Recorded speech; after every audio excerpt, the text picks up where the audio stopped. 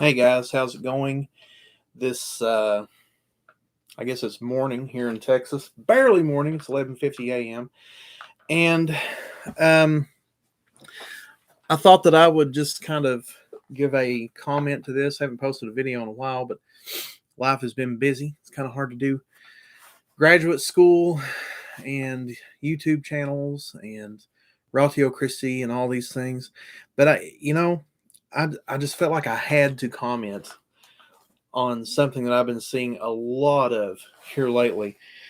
Um, and it has to do with this book right here, the ever controversial William Lane Craig has just tore open all kinds of people on this idea of the historical Adam and his interpretation of Genesis. So, what I'm not going to go into is which interpretation is correct, like young Earth versus old Earth and all this other stuff.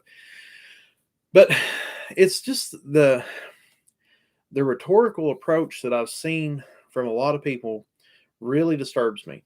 Um, just here lately, I saw cartoons being made by Answers in Genesis, specifically by Jason Lyle, um, representing William Lane Craig's uh, hermeneutic in a completely erroneous way. And what really blows my mind about this is it would seem that these people are claiming to be top scholars, but they're presenting a straw man, completely a straw man definition of what William Lane Craig's trying to say. Now that being said, I'm a student at Houston Baptist University. William Lane Craig is one of our professors, and I had the privilege of auditing his class and a couple of other classes. I've taken a class and audited a couple of other classes by him since I've been here, and this last one, this last October, we had a class on the historical Adam, and these were some of our textbooks that we used for them. I'm thinking there was another couple more, but they're on the shelf there somewhere. But um, it was interesting. His approach was very interesting, very colorful, very creative. I didn't completely buy into it, but at the same time, as I said, my argument is not defending William Lane Craig's interpretation of Genesis. Um, it is defending. This is, let's look at it this way. This is a call for Christians to please read the books that you're critiquing and quit trying to look for things just to hate on people, and try your best to evaluate things fairly, because it really does you absolutely no good whatsoever to present these straw man things. And so let me pull up this cartoon. And if I could, I would I would I would show it to you guys. I don't think I can share screens on a YouTube uh, chat, but let me see. Yeah, so Jason Lyle is a respected astrophysicist, and he's brilliant in his own respect. A highly qualified scientist. Does you know? I've heard him talk a few times. He's not bad. I'm having trouble locating this thing now, but um, yeah, basically it had William Lane Craig. Here we go. Here it is. William Lane Craig opening up um, a Bible and saying, "I see parts of Genesis true and other parts as myth. I call it mytho-history." That, even by itself, that statement is not true. That's not what he says. That's not what he says in this book. It's not at all.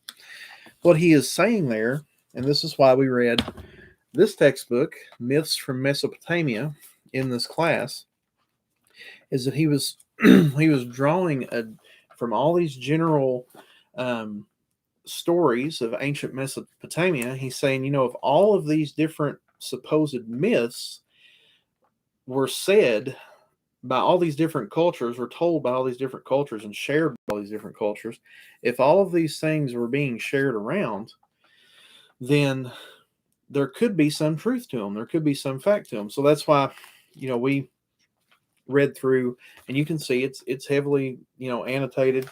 This book, heavily annotated as well. Here's another textbook. We read Sacred Narratives, in that class as well. And that's because we actually sat down and read these different myths from ancient history and drew some correlations and things, and saw that, this is not something to take lightly. That's why he uses the term mytho-history, which throws off a lot of people. And I agree, there probably could have been a better term to be used, because when you hear the word myth, you automatically hear that must be a lie, or something, or that must be a fairy tale. That's not what he means.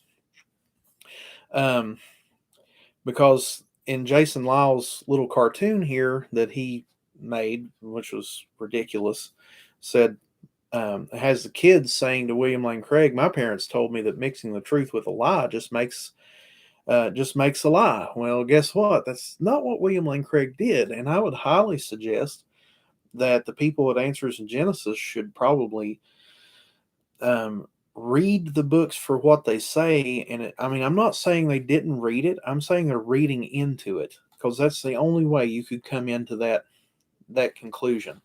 And that I would warn Christians not to jump on board with something just because people you agree with said something, because this is not, you may be from the young earth creationist camp. I tend to lean that way. I am not ashamed of that at all. But I'm saying, when it comes to Christian apologetics and defending the truth, we can't rely upon straw man assumptions of things. This is at the heart of so many ridiculous debates that go on within particularism in theology. There's straw man Armenian debate, or Calvinists tend to make a straw man Armenian, and then Armenians tend to make a straw man Calvinist, and we want to argue about these straw men. But what Jason Lyle has actually done by posting this thing is he's hurting the case for young earth creationism. That's what he's doing. It doesn't help them at all, because anybody, any thoughtful person is going to say, like, does that book really say that? And then Amazon knocks at the door, they sit down and read it and say, well, that book didn't say that at all. And then what happens?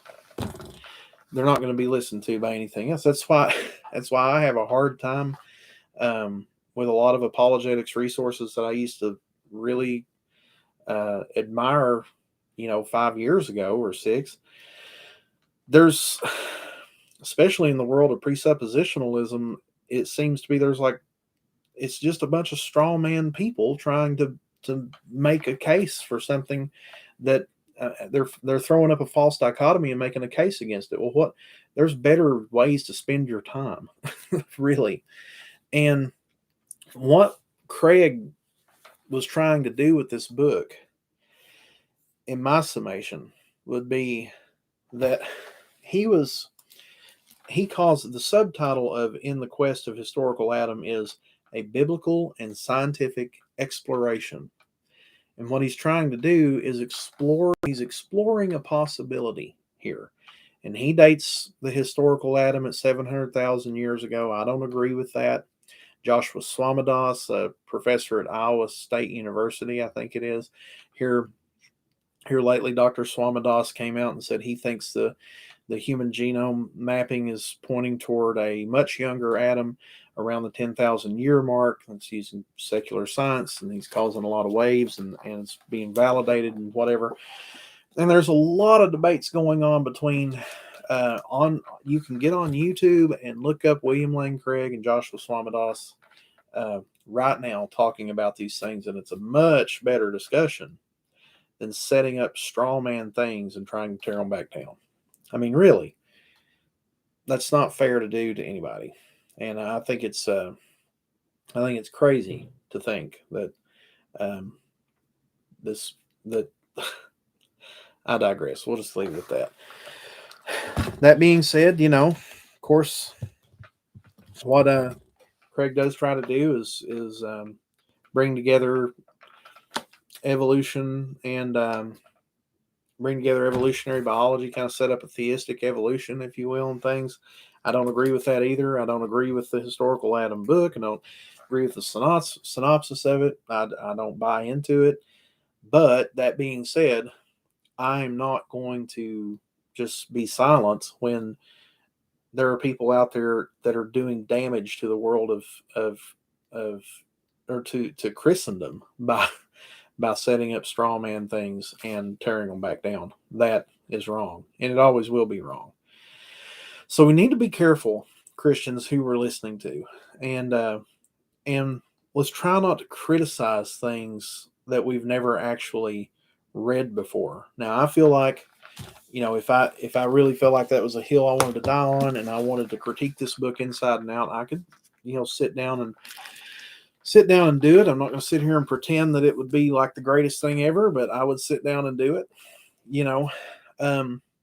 but I would try to do it with a heart of fairness, generosity, and charity toward my fellow Christians. This is not a heaven and hell issue. So let's leave it there. Please, please, please. Let's leave it there.